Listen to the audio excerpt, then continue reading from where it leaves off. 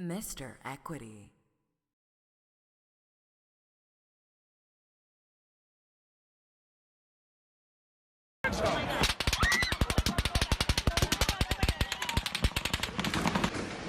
Busting guns in Walmart right now. AK, somebody's got shot. Today with the family of one of the victims. In Dayton this morning, we have a story of one man's heroism in the middle of that city's deadly attack. Terrifying video shows Cameron Crowder jumping.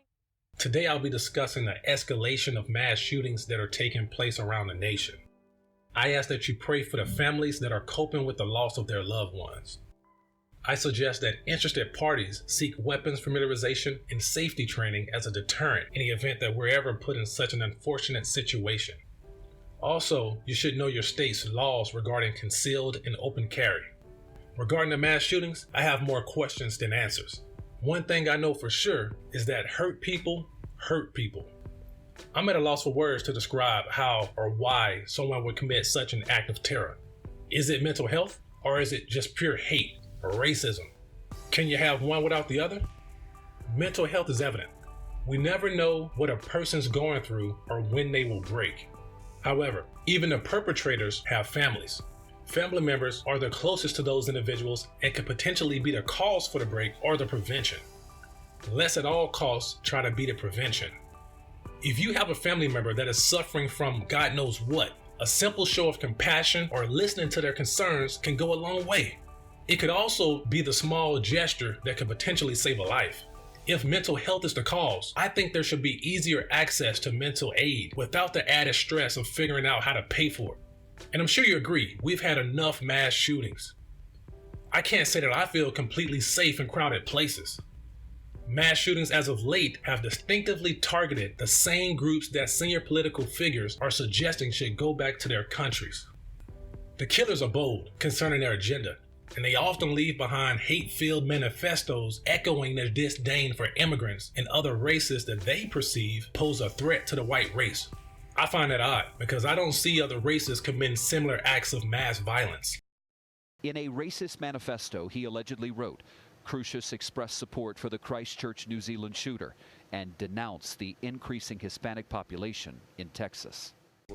These actions aren't isolated to the U.S. Recently, an attack in New Zealand on an Islamic mosque had all the same signatures that amounted to the horrendous killing of over 50 Muslims. Dayton, Ohio victim Lois Oglesby was a caring mother with an astonishing zest for life. In her final moments, she made a final phone call to the father of her children. Watch this clip. Sandra James is mourning her daughter, Lois Oglesby, who was struck by a bullet and killed in the Dayton, Ohio shooting. Lois has a 7-year-old daughter and had just given birth a couple of months ago to a baby girl. She was looking forward to a night out with her girlfriends. Her mother says after Lois was shot, she called her boyfriend, who was watching the kids. How did you find out what happened? We were asleep, and her boyfriend called, and he said, Mom, Nate, Lois FaceTimed him. She said she was grazed by a bullet, and she said, babe, come and get me. He said, no, you need to go to the hospital. She said, no, I need to get to my kids. And then that was it. So she was able to FaceTime? She FaceTimed him. Her boyfriend? After she had been shot? Yeah. That was a very touching story. I can't fathom going through something like that or receiving a phone call like that. It's hard to fathom fighting wars in other territories and finding yourself vulnerable in your own country. In this next clip, this Army soldier's training kicked in as he found himself saving lives mid-shooting in the El Paso Walmart. Watch this clip. When you turned and took off, how quickly after that did you hear gunfire? Approximately 4 seconds after, and it hit the guy next to me. How close was the man next to you? Within the arm's length. Did he survive? The first shot, yes, but not the second shot. He took cover between the aisles of food. He turned back to help, but he realized it was too late. It was fight or flight at that time. I just had to leave because I knew he was gone. Alden Hall says he regrets not having his gun on him that day because he felt like he could have done something to intervene, and he's thinking about next time. I didn't think that I would need an assault rifle or a bigger handgun. But after seeing that yesterday, all things are possible. Are you planning to buy a bigger weapon? This is an open carry state, so most definitely. Also, a man used himself as a human shield to protect his girlfriend from being shot. Watch this clip. Dayton this morning, we have a story of one man's heroism in the middle of that city's deadly attack. Terrifying video shows Cameron Crowder jumping on top of his girlfriend, protecting her from the gunman who was shooting just a few yards away from them. Dean Reynolds is in Dayton. Dean, it sounds like this couple was extremely lucky. Are you still playing these moments over in your head? I mean, yeah, constantly. This is the moment Cameron Crowder and his girlfriend Brittany Dungy will never forget. Multiple shots fired. Downtown, multiple shots fired. Just 15 feet away, Dayton shooter Connor Betts began his violent rampage that killed 9 people. I saw people get hit. Like, I literally saw them fall and people get hit. I was certain that, I was going to be, next in line really at some point.